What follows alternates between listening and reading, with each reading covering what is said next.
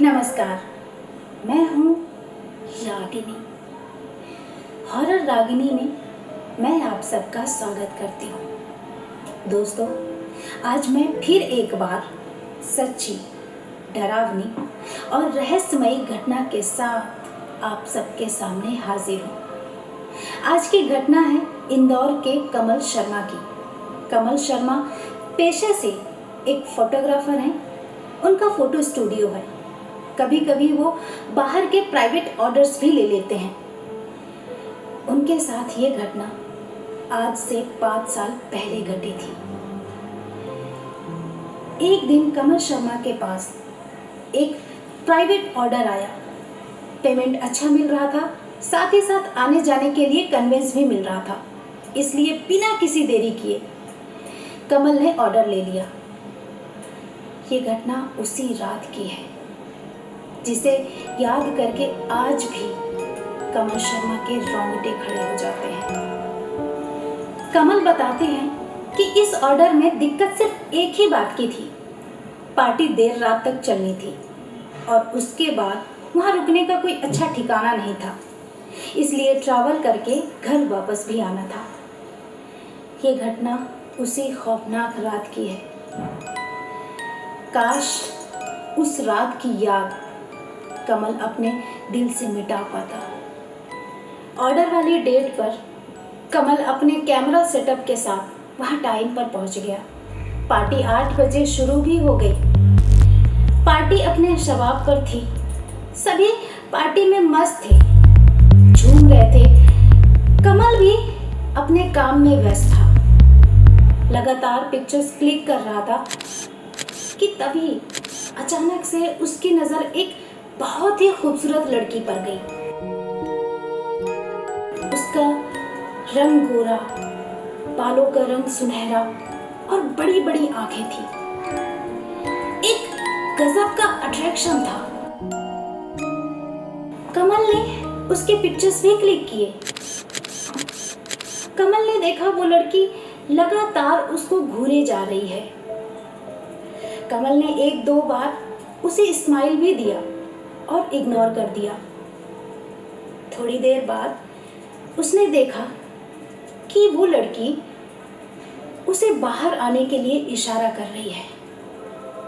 कमल ने इशारे में कैमरे को दिखाते हुए उस लड़की को मना किया कि अभी नहीं, बाद में मिलता हूँ, और फिर अपने काम में बिजी हो गया। काम फिनिश करने के बाद कमल पूरी पार्टी में उस लड़की को ढूंढने लगा। थोड़ी देर बाद कमल की नजर बाहर की ओर गई। घर से बाहर कुछ दूर वही लड़की खड़ी नजर आई और अब भी वो कमल को घूरे जा रही थी। कमल फौरन उसके पास गया। उस लड़की की आंखों में एक गजब का गुस्सा था।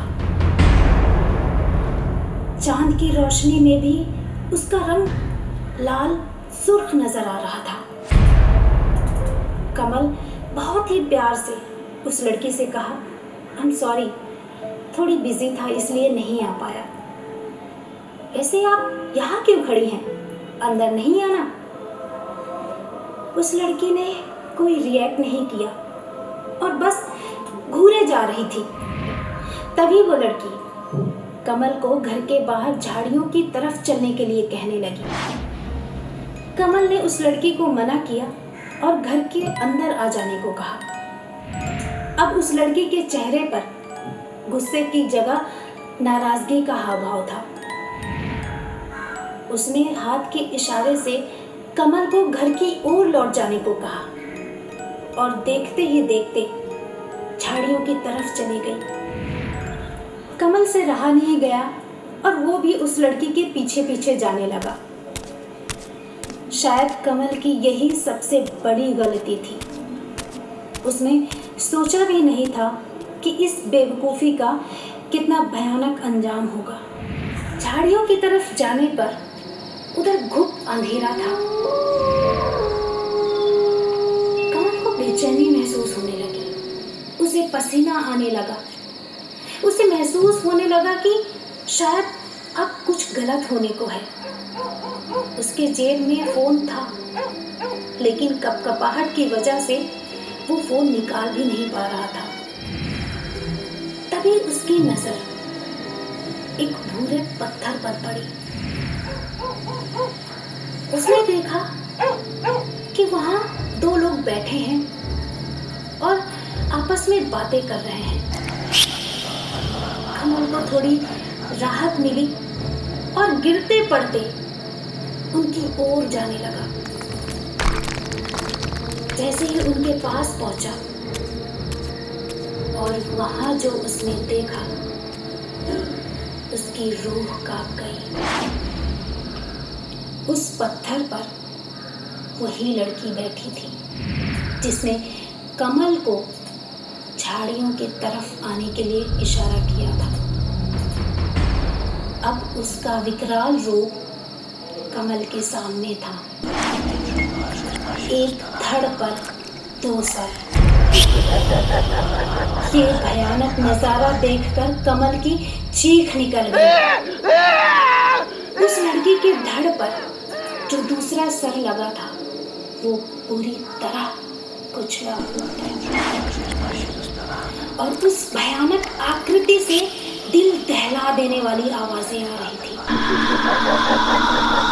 और उसकी दुर्गंध इतनी गंदी थी जिसे याद करके आज भी कमल के रोंगटे खड़े हो जाते हैं, उसे उबकियां आ जाती हैं। ये देखकर कमल वहां से अंधाधुंध भागा और भागते भागते कच्चे रास्ते पर आकर किसी से टकराकर वहीं गिर गया। कुछ पल के लिए उसे लगा कि ये वही भयानक आकृति है, लेकिन गौर से देखने पर नजर आया कि वहां दो लड़के थे। उन दोनों ने कमल को बर्थडे पार्टी वाले घर तक छोड़ा, लेकिन धमकाते हुए उससे पूछा कि वो उन झाड़ियों के पास क्या कर रहा था। कमल लड़की वाली बात बताकर अपनी मुश्किल और बढ़ाना नहीं चाहता था। तभी उन दोनों लड़कों में से एक ने उसे जोर का चाटा मारा और कहा, अब यहाँ फोटो देने भी वापस मत आना। उन दोनों ने कमल को पूरे पैसे दिए और वहां से फौरन चले जाने को कहा। कमल फौरन वहां से निकल गया और अपने घर आ गया, लेकिन उस घटना के बारे में पता करने पर रोंगटे खड़े कर देने वाली सच्चाई पता चली। उस घर के लोगों ने ही पूरे परिवार के साथ मिलकर अपनी जवान बेटी और उसके प्रेमी को मौत के घाट उतारा था।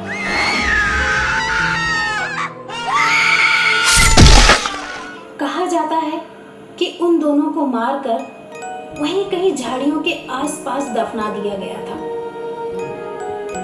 तब से उन दोनों की रूह एक धड़ और दो सर के साथ भटकती है। वहां झाड़ियों के आसपास आए दिन मरे हुए पक्षी और जानवर पाए जाते हैं। कमल उस खतरनाक जगह से जिंदा बचकर तो आ गया, लेकिन कभी न मिटने वाली भयानक याद हमेशा के लिए उसकी जहन में बस गई। दोस्तों, अब मैं आप सब से इजाजत लेती हूँ। जल्दी मिलूंगी नेक्स्ट एपिसोड में एक नई घटना के साथ।